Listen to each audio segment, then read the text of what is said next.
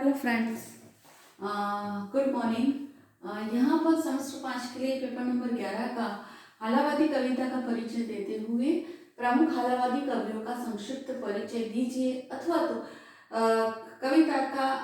हालावादी कविता का परिचय देते हुए प्रमुख कवि हरिवंश राय बच्चन जी का संक्षिप्त परिचय दीजिए। यह वाला जो प्रश्न हम आगे कर रहे थे उसी का अब दूसरा भाग यहाँ पर प्रस्तुत किया जाता है, जहाँ पर हालावाद के प्रमुख कवि हरिवंश राय बच्चन जी की कविता का परिचय, प्रमुख रचनाएं बच्चन जी की जो है वह, फिर बच्चन जी की कविता की विशेषताएं जिसमें भोगवाद की अभिव्यक्ति, निराशा और वेदना की अभिव्यक्ति, प्रेम एवं मस्ती के स्वर, स्वभावानुभूति का चित्रण और सारांश के रूप में यहाँ पर हम अन्य मुद्दों की चर्चा करेंगे और फिर यह प्रश्न की पूर्णाहुति करेंगे।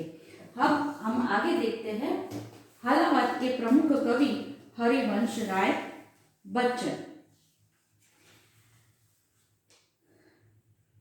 इनकी हम बात करें तो यह हालावाद के प्रमुख कवि के रूप में हमारे सामने प्रस्तुत होते हैं।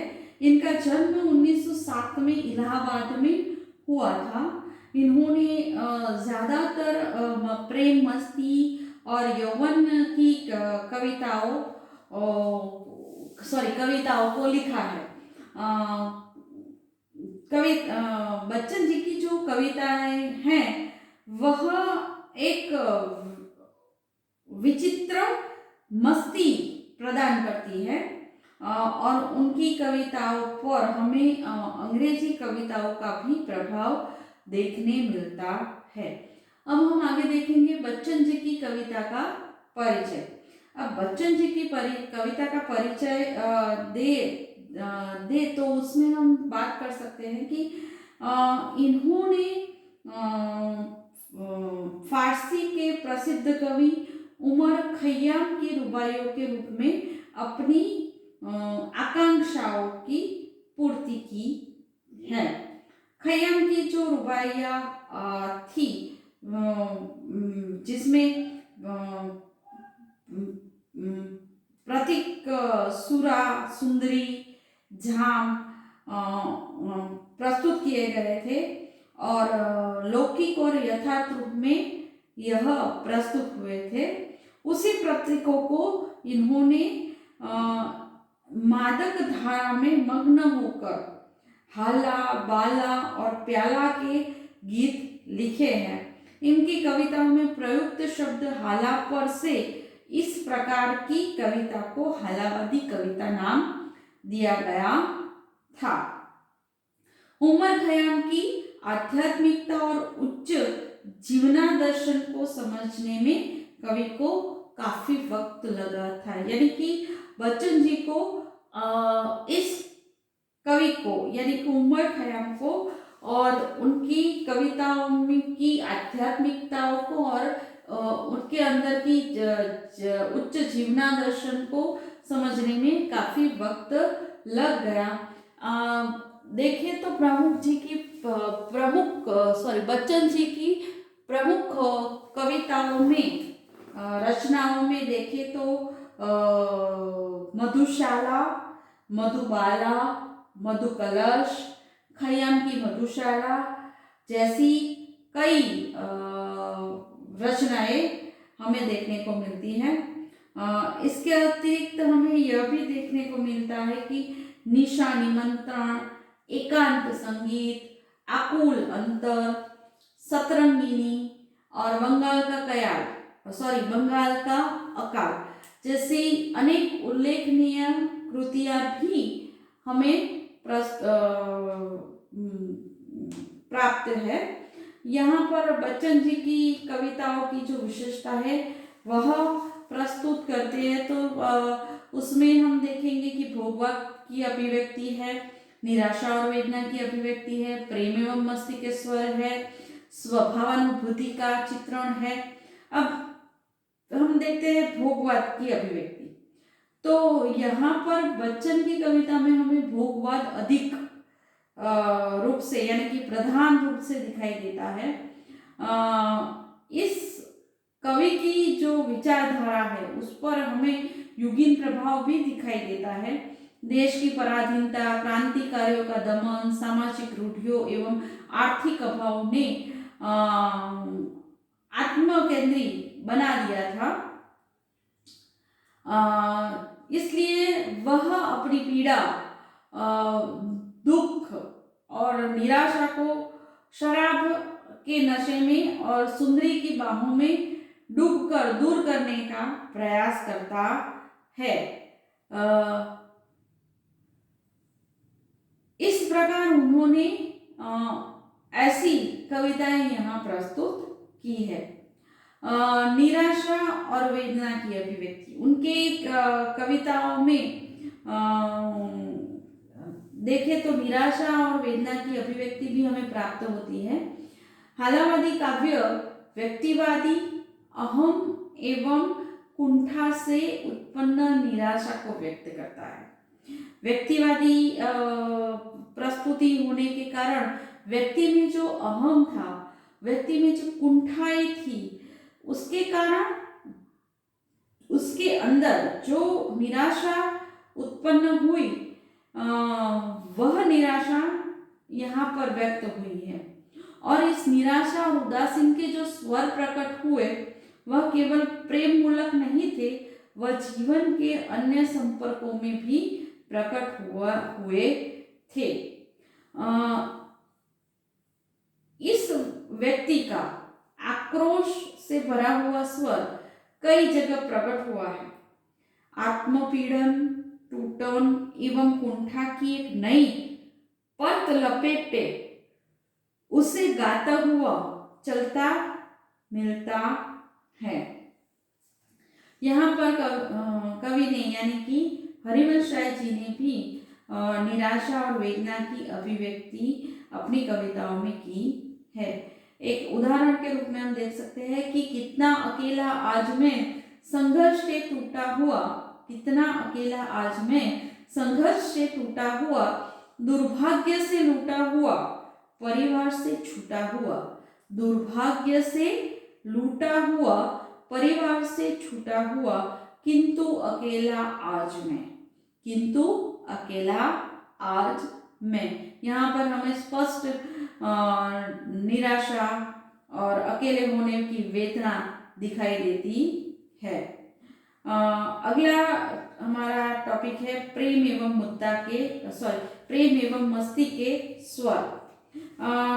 हमने देखा है कि हरिवंश राय बच्चन जी की जो भी कविताएं हैं उसमें प्रेम, मस्ती, यौवन, उन्माद आदि से भरपूर कविताएं हैं और यह भाव उन्होंने जो अपनी कविताओं में प्रस्तुत किए हैं वे भी अद्भुत तरीके से व्यक्त किए हैं। उन्होंने तत्कालीन नवयुवकों को दीवाना बना दिया था, यानी कि उनके वक्त की जो भी नवयुवा पीढ़ी थी उनको उन्होंने अपनी कविता के माध्यम से दीवाना बना दिया था। उनके जो शब्द थे हाला, बाला, प्याला या फिर मस्ती की प्याली, यह सारे जवानों में एक प्रकार का जोश उत्पन्न कर देते थे। उदाहरण के तौर पे भावुकता अंगूर लता से खींच कल्पना की हाला, भावुकता अंगूर लता से खींच कल्पना की हाला, कवि साकी बनकर आया है, कवि साकी बनकर आया है, भरकर कविता का प्यारा, भरकर कविता का प्यारा, कभी न कण भर खाली होगा, कभी न कण भर खाली होगा, लाख पिए 2 लाख पिए, लाख पिए 2 लाख पिए। कवि यहाँ मधुशाला में राम नाम नहीं जपते। इनकी ऐसी जो कविताएं हैं उसमें मस्ती तो है ही, किंतु निराशा भी प्रकट होती दिखाई दिखाई देती है हमें। यहाँ जो निराशा प्रकट होती है वह स्पष्ट रूप से हमें दिखाई पड़ती है। हाला बाला और प्याला के अभाव में स्वर्ग भी फीका लगता हो। कवि ने अपनी मस्ती भरे सामान्य जीवन को दार्शनिक पंडितों और मुल्लाओं के जीवन से भी अधिक सार्थक और सुखमय सिद्ध करके मिट्टी का तन मस्ती का मन लिए हुए मानो क्षण भर जीवन अंतिम लय में मिल जाना चाहिए, ऐसा कहा है। नेक्स्ट है स्वभावानुभूति का चित्रण। स्वभावानुभूति का चित्रण, यहाँ हम देख सकते हैं कि बच्चन जी की कविता में स्वानुभूति का अत्यंत प्रबल चित्रण मिलता है, जिसमें जीवन अनुभवों से प्राप्त प्रेम, निराशा, अवसाद, आशा, निराशा, ईश्वरानुभूति आदि का चित्रण उनके अनेक गीतों में मिलता है। कवि ने प्रवृत्ति का भी अपने ही अंदाज में, अपने ही भाव में अभिव्यक्ति के लिए अपनाया है। बच्चन की कविताओं में आशावादी स्वर भी प्रकट हुए हैं।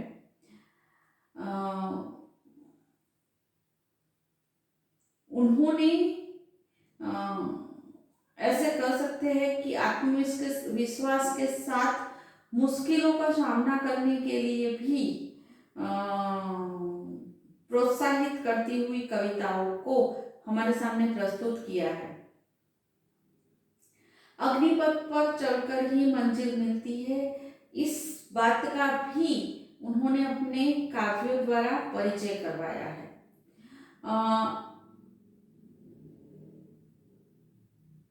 उन्होंने जो प्रेम, मस्ती, यौवन आदि की मदिरा से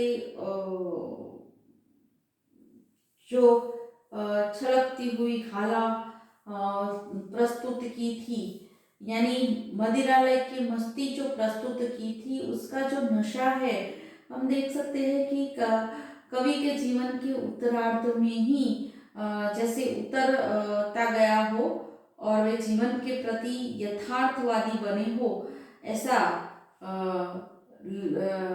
लग रहा था। उनकी ही काव्य का एक उदाहरण लेते हुए देखते हैं हम कि मधुबाला का राग नहीं अब, अंगूरों का बाग नहीं अब लोहे के चने मिलेंगे, दांतों को अजमाओ, आगे हिम्मत करके आओ। यहाँ हमें स्पष्ट दिखाई देता है कि वे मदिरालय की मस्ती और नशा उतर गया हो उस प्रकार बात करते हैं और जीवन के यथार्थ को आगे चलकर अपनाओ और अपनी हिम्मत करो और हिम्मत से आगे बढ़ो, ऐसा कहते हो यह दिखाई देता है। सारांश के रूप में हम देखेंगे कि हालावादी कविता के विकास में हरिवंश राय बच्चन का योगदान महत्वपूर्ण रहा है। साथ उन्होंने अपनी सादी सरल भाषा शैली में स्वानुभूत जीवन मूल्यों की बात कहकर एक नई कविता प्रणाली का प्रारंभ भी किया है और उनकी कविता में हमें हालावादी भोगवाद और आनंदवाद का स्वर सबसे ऊंचा मिलता है। हालावाद के प्रवर्तक के रूप में बच्चन जी को हम सदैव याद करेंगे।